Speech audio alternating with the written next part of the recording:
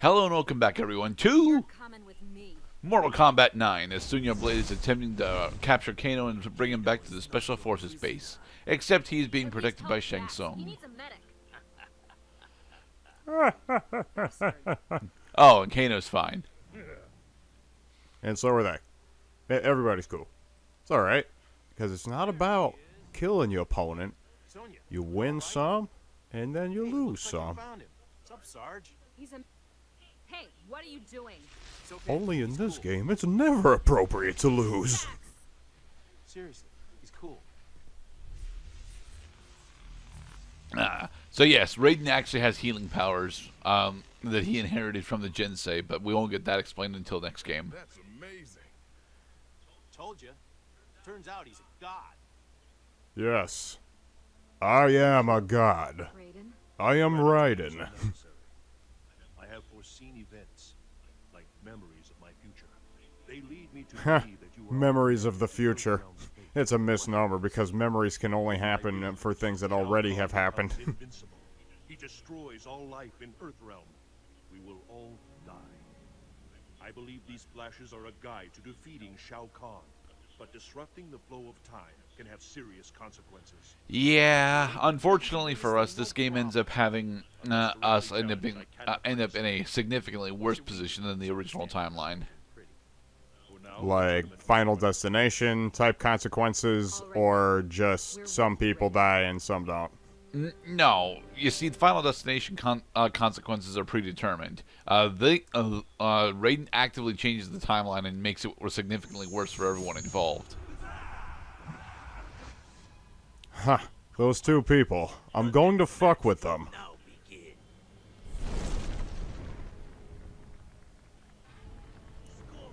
Hi, Scorpion.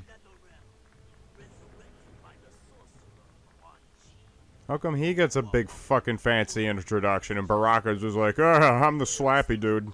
It's because Scorpion is the only representative aside from Quan Chi for the Netherrealm, and he is the only one that is actually going to be participating in the tournament for Netherrealm.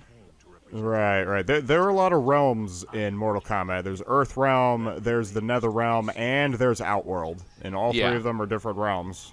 There's also Chaos Realm and Order Realm, but those don't become relevant until much later on in the timeline. And there used to be Edenia. Never mind the Lin Kuei. Now you face a Shaolin. You will regret your impulsive. I'm going to wag my finger at you. It is So my we get to penis. play as Scorpion, one of the fan favorite ninjas for the entirety of the Mortal Kombat franchise. He's got a couple new tricks up his sleeve. For example, he now has access to Hellfire Summon, a reverse teleport, and a leg drop. At least for special moves. These are relatively new items for him. He's had Hellfire Summon before, but it's never been something that's actually been all that good. And here is his X-ray. Get over here. Brrr. Stomp you in the chest. Scorpion, yours. Personally, I think that Scorpion is a really safe pick if you're relatively new, specifically because Spear gives you a lot of advantage if it hits, and it's relatively fast. It's relatively fast recovery on block. Plus, Scorpion also has access to the reverse teleport, which is both an escape and an attack. So, like so. Well, it seems that Scorpion has a rather thematic answer to Kung Lao's evasiveness. Not really. Kung Lao's vertical teleport is arguably better than Scorpion's reverse teleport because he gets more options after it.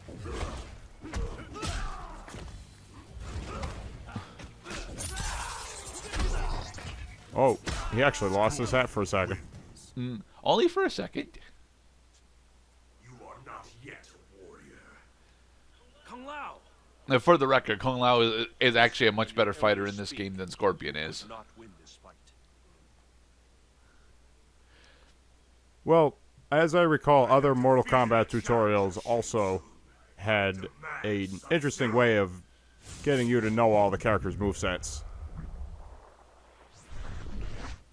Wait, Scorpion can't be the one to tear the spine from the body, that's Sub-Zero's.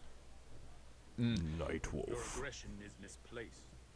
What do you know of my You are not the only one whose people have been victimized. I like Nightwolf in this game. He's a tad too serious to be perfectly honest, but he fills his role very nicely. I do not cling to the past. You no longer seek retribution. You dishonor your kind. I will honor the memory of my fallen. Round 1. They've been pushing Scorpion on this quest for vengeance pretty much since Mortal Kombat 4.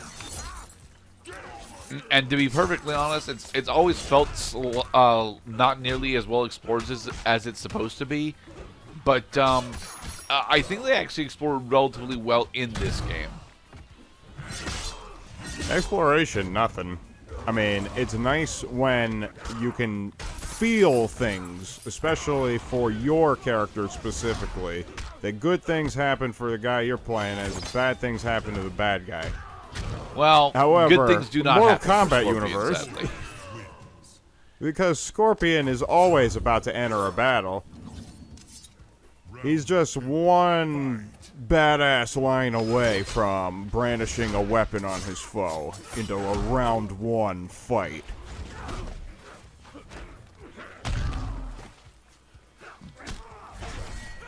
We managed to dodge Nightwolf's EX attack.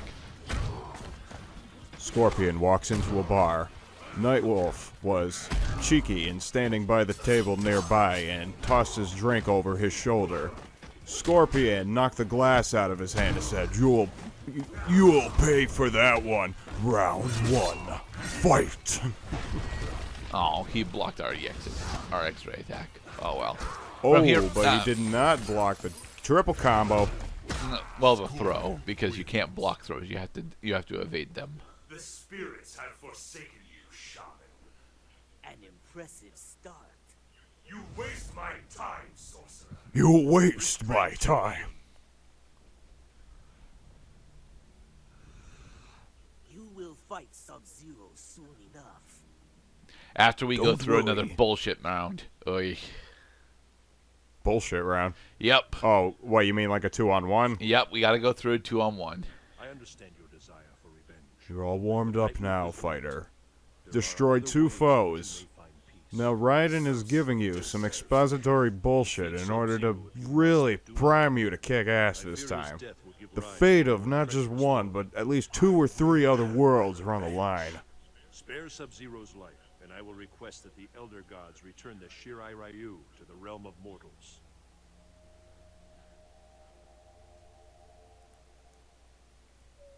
Throw the fight? No, he's not throwing the fight. He's still going to. He would still beat Sub-Zero. He just wouldn't kill him. Oh, what the yeah, it's Mortal Kombat, son. Somebody's got to die. Except except you actually go to a place called Hell, and you can get out of Hell. There are benefits to the Grand Master's plan, but his plan goes against the Go to Hell. Go directly to Hell. Do not pass go. Do not collect $200. It means giving up our free will, our souls. It will turn us. Guys, there's a demon walking towards you. Your inferior clan is dead. Soon you will join them. My clan may walk the earth once more. Damn it, Cyrax. Scorpion versus Cyrax and Sector. Your obsession with Sub-Zero ends here. Now, to be perfectly honest, I actually really like Cyrax in this game. I'm not good with him, but he's actually really fun to play with. Yeah, they got nothing on Smoke and Noob Saibot. Well, they don't have any. Cyrax doesn't have anything on Human Smoke in this game, but to be perfectly honest, you're referring to Cyber Smoke and New Saibot from Mortal Kombat 3, who are just borderline broken. and elusive to those who are not knowledgeable on how to get the secret characters. And Noob As I Saibot. Well, wait. Was Noob Saibot a secret character in the original Mortal Kombat 3? Because in Ultimate 3, he's just accessible. It's Human Smoke that's the secret character in Ultimate Mortal Kombat 3. Oh, I'm talking about like 1994, like say not even 94. It was like 93 Mortal Kombat 3 on Sega Genesis. That I think you had to like start the game as Cyrax and then do a thing, and then you turn into Smoke as you enter the game, and then Smoke can transform into Noob Saibot is like one of his moves. But it's like you have to like basically. Well, I mean, you had the internet back in the day. It loaded slow as hell. You might get some answers, and then you'll find a secret That's character. definitely not 93, because Mortal Kombat 1 is 91. Yeah, and Mortal Kombat 2 was 92. They came out kind of came out right after each other, actually, because they were popular. Yeah. And little trivia: Noob Saibot is a backward spelling of. The last names of Ed Boon and Tobias and Tobias. Ed Tobias, and Ed Boon. Exactly. Their surnames. We have negative HP remaining, so we should not have blown our X-ray. Oh well. I don't know. We got like 1% health left. I mean, to be fair, you got to give yourself credit, Mr. Gerdat. For your first try, you did pretty damn good. Well, second try, I should say. You'll get them next time.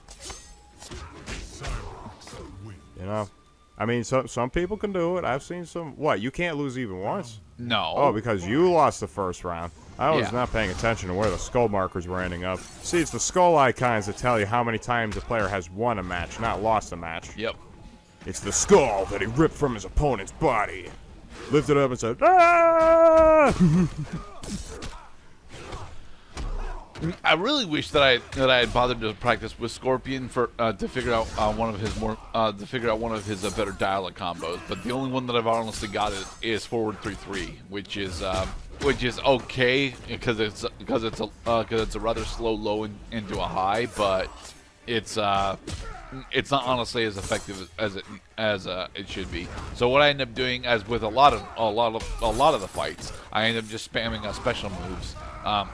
In order to get around the battlefield and do significant damage, special moves into uppercuts. Yeah, AI Mortal can Kombat be... has always had the problem of uppercuts being one of the highest damage moves that every character gets access to.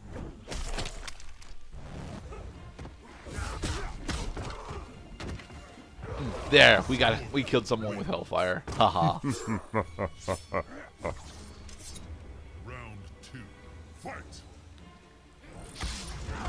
But that's one of the really good things about Scorpion's reverse teleport. He can actually use it to dodge projectiles that are coming at him. Hell yeah, he can. Like so. Unfortunately, setting up spear while also getting up doesn't usually work for me. But he blocked the spear. He did not come over here. Oh, watch out. He's got a present for you. Nice uppercut counter. Well, see, right there, like, you were commenting that uppercut is one of the more powerful moves in Mortal Kombat. You can give credence to its reach, which makes it a consistent move, because you're attacking mid and you're attacking high really quickly.